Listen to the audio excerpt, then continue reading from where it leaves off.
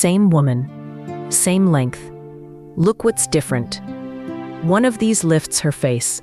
The other one drags her whole face down. Before anything else, nobody has to go short after 60. I'm so tired of being told that too. But if you're thinking about it, which shortcut fits your face is the part nobody explains. The difference isn't the length, it's a line. And half of that line is somewhere you have never once looked at. 3 faces, 1 line each, and 2 outlines that fight all 3. Long hair hides your face shape. Short hair publishes it. Long, people look at your hair. Short, they read its edge against your face. That edge is your outline, the perimeter, not the layers inside it. Layers move hair around within the shape. The perimeter is the shape. And the weight sitting on that edge is what draws the line along your cheekbone. So, where does your hair stop right now? Take that weight away and there's no line left to draw. Layers aren't the enemy. Layers that eat your perimeter are. One of these 3 only works if your hair is still thick enough to hold an edge. I'll tell you which and how to know. And every one of these face shape charts was drawn for a face that hasn't changed yet. Yours has. When the outline finally fits the face you have now, so many of you tell me the same thing. My whole face seemed lighter. So we start where it changed first. The jaw. A soft, layered bob that falls between your chin and your collarbone. Deep side part. That's it. That's the one for a jaw that's changed. Watch the outline. It lands below the jaw corner. It clears it. The same length, cut to stop on that corner. Look at what happens to the width of her face. Below the jaw, not on it. That's the line. A chin-length blunt bob accentuates your jawline. The edge stops at your widest point, so it draws your widest point. It repeats it. And it isn't only the length. Layers that start at the jawline emphasize your face's width too. Same mistake, 1 inch higher. You don't soften a jaw by hiding it. You soften it by not repeating it. The deep side part does the rest. It breaks the straight line across your forehead, and it lifts the crown while it's there. And so many of you have written this to me. One woman put it like this. I recently got a bob from a celebrity hairstylist. I asked for midway between chin and shoulders. He chopped away to just above my chin. She asked for exactly the right line. She was given exactly the wrong one. And that's only the half of your outline you can see. The other half is behind you. Now, a chart calls this a square face. For most of us, that isn't what we're looking at. We're not looking at a square jaw. We're looking at a jaw that's softened. My jawline isn't what it was. Jowls, if we're saying it out loud. The chart never had a word for that. Same fix, different reason. The outline still has to clear the corner, so the sentence. Say it exactly like this. Keep my length between my chin and my collarbone. Don't stop it on my jaw. And start my layers below the jawline, not at it.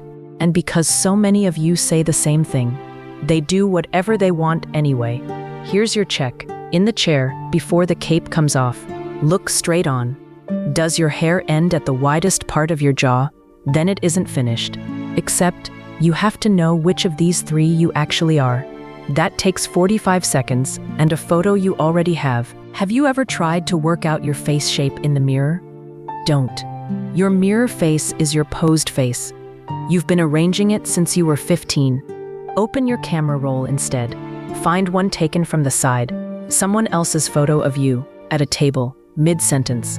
Because a face fits several categories depending on the angle you look at it from. Straight on, you'll guess wrong. In profile, there's nothing to arrange. Now look at one thing. 1. Where does your hair's outline stop, relative to the corner of your jaw, above it, on it, or below it? That's the whole diagnostic. 45 seconds, more than any chart was going to tell you. Tell me in the comments what your photo shows, above, on, or below. I read them. Because if your answer is below, there's a cut waiting for you, and it breaks the one piece of advice every woman over 60 has been given. A woman wrote this to me, and she's describing the trap from the inside.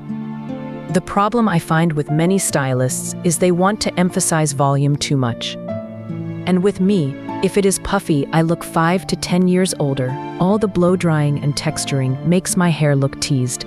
That's not a theory. That's a Tuesday. So, a chin-length bob, blunt-ish edge, the width built out at your cheekbones, and the crown left deliberately flat, the cheekbone line. And yes, it's the opposite of what the chart hands a long face. Hold on to this one. This is the cut that has a density answer. I'll close that loop properly in a minute. After 60, every single one of us is told the same thing: add volume on top. On a long face, that is the one instruction that hurts. Height at the crown extends a face that is already vertical. You're adding inches to the exact direction you didn't need any. And past a point, too much volume up there collapses the temples and pulls the face down. Width doesn't belong above your temples. It belongs at your cheekbones. A soft horizontal fringe makes your forehead read broader, and it shortens the face on sight. The crown can only ever make you longer, so we ask the fringe to do the job, and we let the top lie down, and the back of this cut matters more than the front does. 2 minutes. So, the loop I opened at the start. This is the fine hair one. A blunt perimeter reads thicker, because every strand ends at the same point. Nothing tapers away into nothing. So many of you tell me there's not enough hair to pull it off. Thinning, especially in the front. For this cut, it's the reverse. Thin hair isn't the obstacle. Layering it away is. And that's the nuance that saves it. Ask for internal layers. Cut from underneath. Perimeter left full. You lose the bulk and you keep the line. The sentence. Keep my length at the chin with a blunt edge. Build the width at my cheekbones.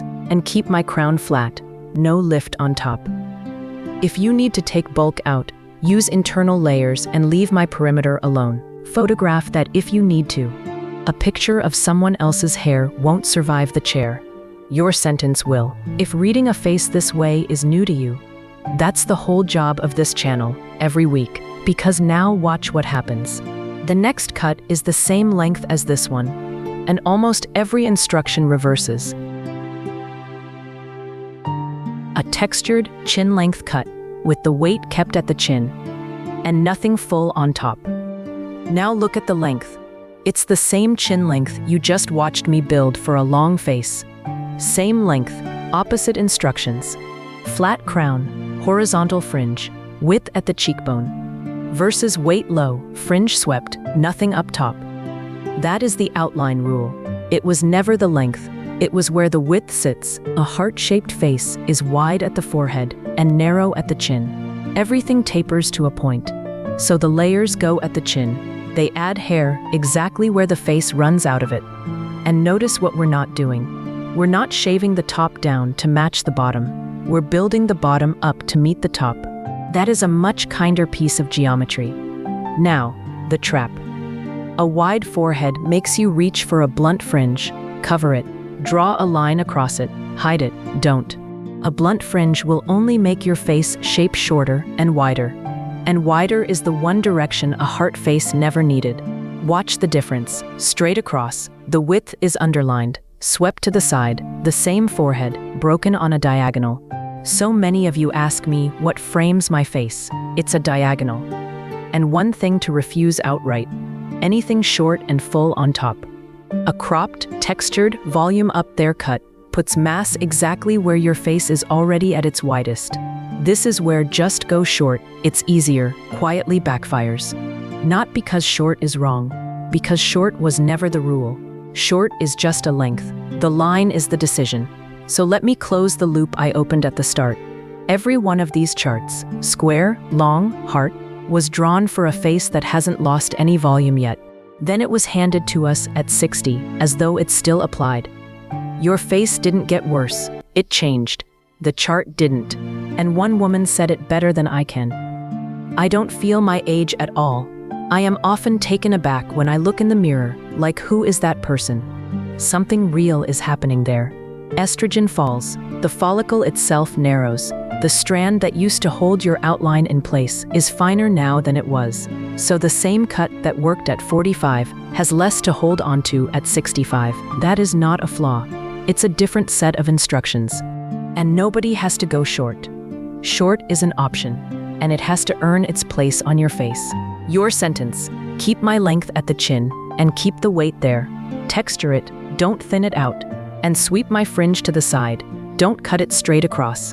That's 3 faces, 3 lines. Now the 2 lines that fight every single one of them, including the one behind you that you've never seen. 2 lines. They don't care which face you have. They fight all 3. The first one you already met. An outline that lands on the jaw corner. It doesn't matter whether it's a bob, a crop, or a lob. If the edge stops on the corner, it draws the corner, full stop. And this is the single most common thing we walk out of a salon wearing. And the second one, the half of your outline you have never once looked at. The back of your neck. You've never seen it. You've seen it in a photo once, by accident, at most. But your stylist has been drawing a line back there for 30 years and never asked you about it. A blunt horizontal straight across the nape reads heavy. It reads square. It reads like a shelf. One of you described it perfectly. When I have had a straight line across the nape, the back of my neck looked like that of a 1970s NFL linebacker. The fix is an M, a soft M shape, cut higher in the middle. And ask for the nape to be smoothed forward, not blown back. So many of you have told me that one is a game changer, and my aging jawline. So, that word, the one nobody once said about their hair. It looks granny. It was never the length. It was never your face. It's those 2 lines. An edge that stopped on your corner and a shelf across your neck. That's it. That's the whole thing. And neither one of them is you. Which leaves one question. 3 cuts, and only one of them is actually yours, and the thing that decides it isn't your face. I promised you that answer. One of you named it. Every stylist does the same 3 to 5 cuts on everyone. I don't want to look like every old lady. So here's how yours gets chosen for your head. 3 questions, in a stylist's real order. First, your density, not your face. That's the loop from the start, and the honest answer. A stylist checks this first. Fine, or thinning. Not enough hair to pull it off, so many of you say. Take the blunt chin bob, or the textured chin length with the weight kept in. A blunt edge reads thicker. The layered diagonal needs more hair to hold its edge. Mid, or still thick. All 3 are yours. Say it out loud, because it's the sentence that saves you. The chart is where you start. Your density is where you decide. Second, your face. Above, on, or below. The word from your profile photo. On or below a softened jaw. The layered bob that falls past the corner. Long, chin bob. Cheekbone width, flat crown, heart, chin length, weight low, fringe swept. 1 photo, 1 word, 1 cut. Third, your mornings, because a cut that eats 40 minutes loses. 3 budgets, drugstore, mousse at the root, a round brush, 5 minutes. A step up, a blow-dry brush at the crown, or away from it, for a long face. And the free one. In the chair, ask for a single blow-dry lesson before you stand up. That's the part nobody explains, and the part you were already paying for. 3 cuts, 1 rule underneath all of them. The outline does the work, not the length. Your density decides which one you can carry, and 2 lines, an edge on the corner, a shelf across the nape, are what read granny. Not your age, not you. So tell me, above, on, or below, whatever your photo showed. I read them, and if you want the rest of the face after this, the neck, the jaw, the parts one haircut can only half fix. That's what we do here, 1 face at a time. Subscribe, and they'll reach you in order. And if someone you love is about to go short and scared, it'll age her. Send her this. Because you were never the problem. You are not obliged to go short.